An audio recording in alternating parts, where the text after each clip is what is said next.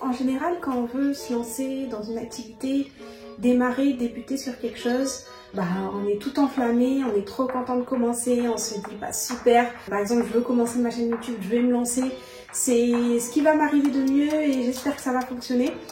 Sur le coup, on commence à regarder un petit peu des vidéos, suivre des premiers conseils pour savoir comment ça se passe vraiment et comment on va pouvoir vraiment arriver à notre objectif.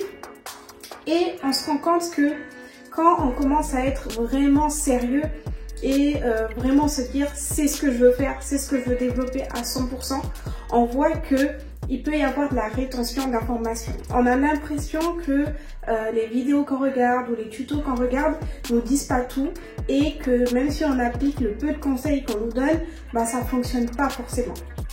Dans cette vidéo, ce que j'ai envie de vous donner, c'est vraiment, je vais vous dire si j'avais recommencé ma chaîne YouTube, c'est-à-dire que si je commençais aujourd'hui, ce que j'aurais fait exactement, parce que je sais qu'il y a des astuces sur YouTube qui vont vous faire progresser plus vite, ce que j'aurais fait exactement grâce à tout ce que j'ai appris jusqu'aujourd'hui. Donc je vais vous le dire vraiment sans retenir d'informations, sans vous cacher quelque chose, vous dire vraiment la réalité de ce que j'ai appris sur YouTube et vous allez être content parce que vous êtes plein à me dire ça, que ce soit pour lancer un business ou une activité, vous avez l'impression que les gens, ils n'ont pas envie de vous dire comment ils ont fait pour que ça marche, comment ils ont fait vraiment concrètement pour réussir à rendre les choses possibles. Donc si ça t'intéresse, tu t'abonnes à ma chaîne et tu regardes cette vidéo qui va arriver tout de suite après l'introduction. C'est parti, on y va. Yeah.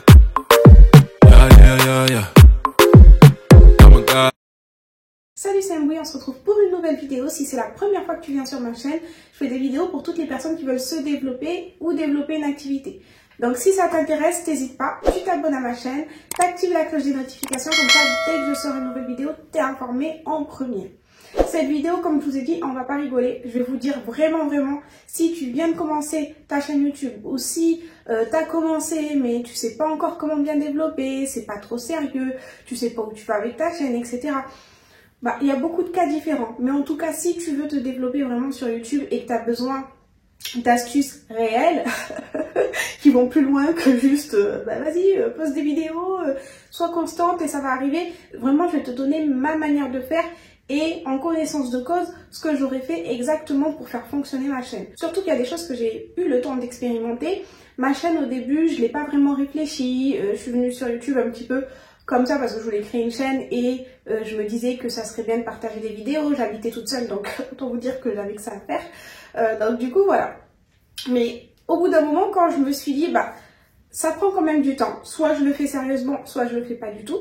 Je me suis dit, pourquoi pas, vu que je l'ai commencé et que c'est pas mal, je vais y aller sérieusement parce que j'étais à 2 doigts de me faire monétiser en plus. Enfin, à 2 doigts. Bon, à 2 doigts pour moi, mais de me faire monétiser. Donc du coup, je me suis lancée à fond et j'ai fait plein de choses. Je vais vous expliquer là tout de suite comment procéder. Donc déjà, si c'était à refaire, le premier point, ça serait que je me serais renseignée dès le départ. C'est-à-dire que là, quand j'ai ouvert ma chaîne, comme je vous ai dit, vu que c'était juste pour ouvrir une chaîne, j'y avais pas tellement réfléchi. Mais si vous avez ouvert une chaîne ou que vous comptez en ouvrir une, ce que je vous conseille de faire, c'est vraiment regarder dès le départ qu'est-ce qui fonctionne et qu'est-ce qui fonctionne pas. C'est-à-dire que choisissez un thème où vous êtes sûr que ça puisse fonctionner, qu'il y ait des gens qui soient intéressés, même si moi personnellement je trouve que sur n'importe quel thème est abordable et n'importe quel sujet trouvera la cible, un groupe de personnes qui sera là pour regarder, qui sera intéressé. Pour moi, n'importe quel sujet sur YouTube peut fonctionner. Et c'est un petit peu la force de YouTube, c'est d'avoir des vidéos sur tous les sujets et pour tous les niveaux. Donc du coup, voilà. Mais surtout, quand je vous dis de vous renseigner pour savoir ce qui marche, c'est en termes de vues et d'abonnements. Parce que ce qui va compter, c'est le nombre de vues et le nombre d'abonnements. Donc, quelle technique vous allez mettre en place pour que ça fonctionne? Ça, c'est vrai que quand on se lance, on a tendance à pas se poser ces questions. On se dit, toutes les youtubeuses, elles font des tutos maquillage ou des tutos pour les cheveux, ou elles font des draw my life, ou elles font ci, elles font ça. On se calque sur les tendances du moment et on essaie de copier un petit peu partout en se disant, si elle, ça a marché et que quand elle poste sa vidéo, elle a des millions de vues, je vois pas pourquoi moi ça marcherait pas. Mais c'est une erreur fatale, les gars. Pourquoi je vous dis ça? Parce que il y a des youtubeuses, ça fait longtemps qu'elles sont sur YouTube. C'est-à-dire que le public, les connaissent et regardent leurs vidéos, quelquefois même pas pour le titre, mais seulement parce que c'est elles. Vous n'êtes pas connu, ça veut dire que vous pouvez publier exactement la même vidéo qu'une autre youtubeuse, des vidéos que vous allez voir qui ont beaucoup de vues, mais quand ça sera vous qui les publierez, il n'y aura pas de vues. Pourquoi? Parce que les gens ne vous connaissent pas. Donc du coup, ils vont pas chercher à regarder vos vidéos. Donc c'est une très mauvaise stratégie. La bonne stratégie, c'est de comprendre qu'est-ce qui va faire qu'au départ, les gens vont vous connaître et les gens vont ensuite regarder vos vidéos pour vous et parce que maintenant, ils vous connaissent. Donc ça, c'est le premier point. Le deuxième point, c'est il faut pas attendre la perfection pour se lancer. C'est-à-dire, moi, ça m'est arrivé de me dire... ah bah je sais pas si avec un téléphone ça va fonctionner, j'ai pas de lumière, je sais pas comment faire, j'ai pas envie de proposer de la mauvaise qualité, etc. J'ai pas de micro, j'ai pas ci, j'ai pas ça, j'ai pas ci, j'ai pas ça.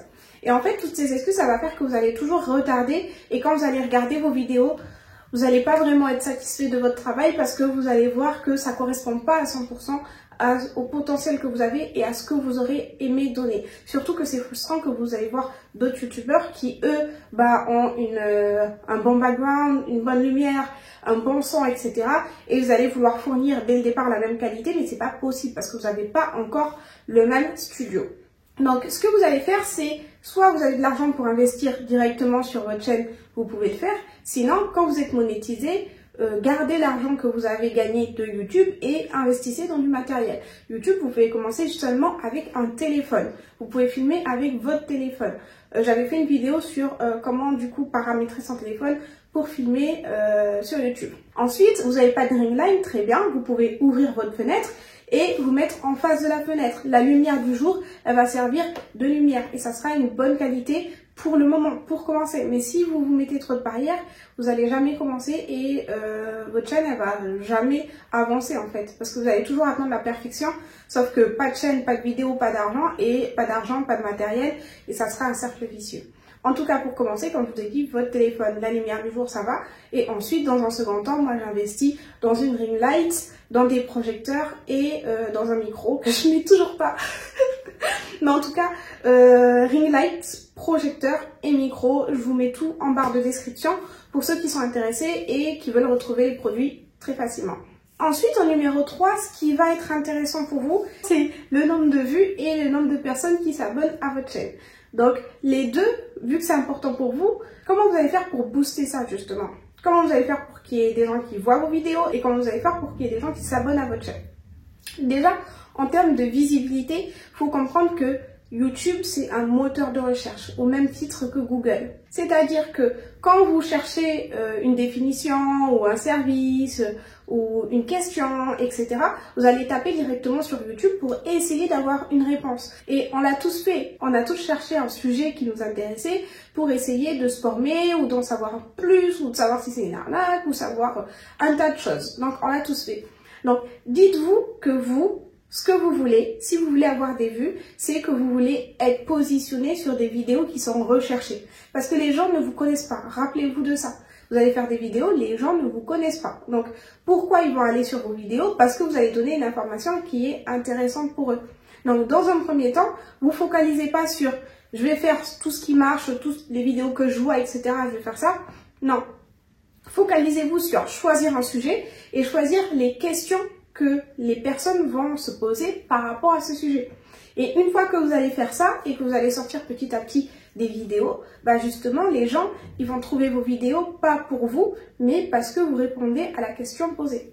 Donc comment vous allez faire pour que vos vidéos elles soient visibles? Vous allez bien les référencer. Donc de la même façon que sur Google vous cherchez des mots-clés pour être bien positionné sur le moteur de recherche, je sais pas si vous avez déjà entendu parler du SEO Google, c'est pareil sur YouTube, il y a du SEO YouTube.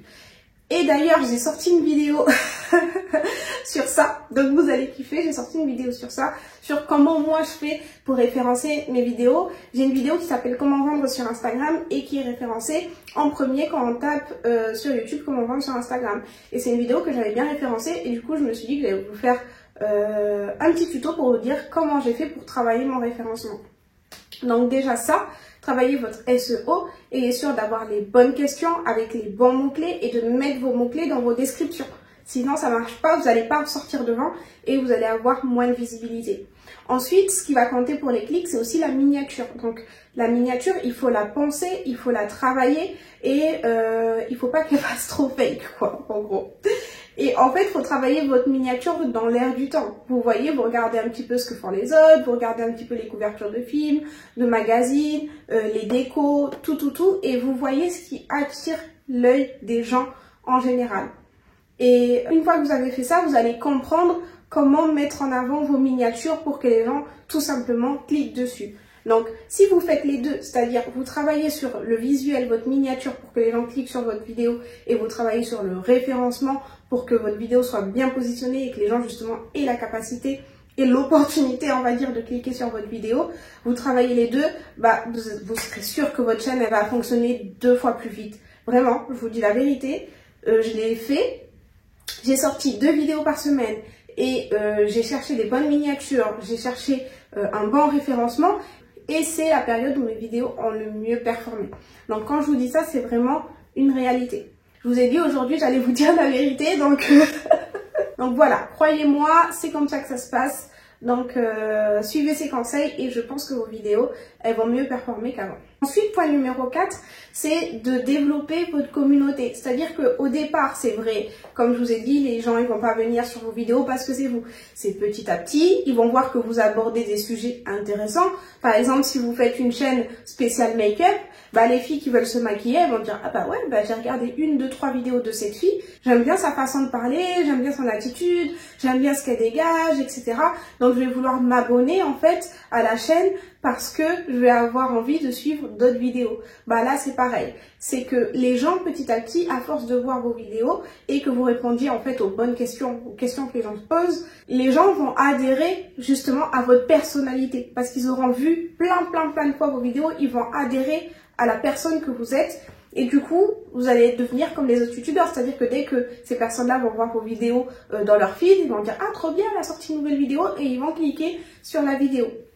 Donc pour travailler cet aspect communautaire, il faut justement être proche des personnes qui commandent vos vidéos. C'est-à-dire que quand vous avez des commentaires, faut y répondre, faut essayer d'être dynamique, faut travailler la partie communauté sur YouTube où vous avez la possibilité d'écrire votre ressenti, de poser des questions, de faire des sondages. Donc cette partie-là, vous pouvez aussi la travailler. Mais n'oubliez pas, les gens, ils ont besoin de faire partie d'une communauté, de votre communauté. Donc quand vous avez du monde qui vient sur votre chaîne, il faut justement les plonger dans un univers où ils vont se dire qu'en fait, ils sont contents de faire partie de la communauté que vous proposez. Donc ça, c'est important. Il faut y réfléchir dès le départ parce qu'au début, vous allez avoir peut-être une petite communauté et petit à petit, elle va être grandissante. Si vous ne faites pas ça, en gros, vous allez sortir des vidéos. Certes, les gens vont vous connaître. Ils vont pas se sentir rattachés forcément à vous, ou il n'y aura pas de lien particulier. Ils vont vous écrire des commentaires auxquels vous ne répondez pas. Bref, il n'y aura pas de lien. Donc cet aspect communautaire, il est super important. Et pour finir, 3 points que je trouve super importants qui sont la qualité, la constance et la patience. Donc la qualité, c'est de se dire que quand je vous ai dit, ok, ça sera pas parfait ce que vous allez proposer, mais pour vous, vous savez que le contenu, au moins, c'est du contenu de qualité. Moi, sur mes premières vidéos, par exemple, le background, c'était pas trop ça, la façon de parler, c'était pas trop ça, il y a plein de choses où c'était pas trop ça, mais vous allez évoluer petit à petit parce que vous n'avez pas été face à une caméra toute votre vie, donc du coup, petit à petit, ça va venir.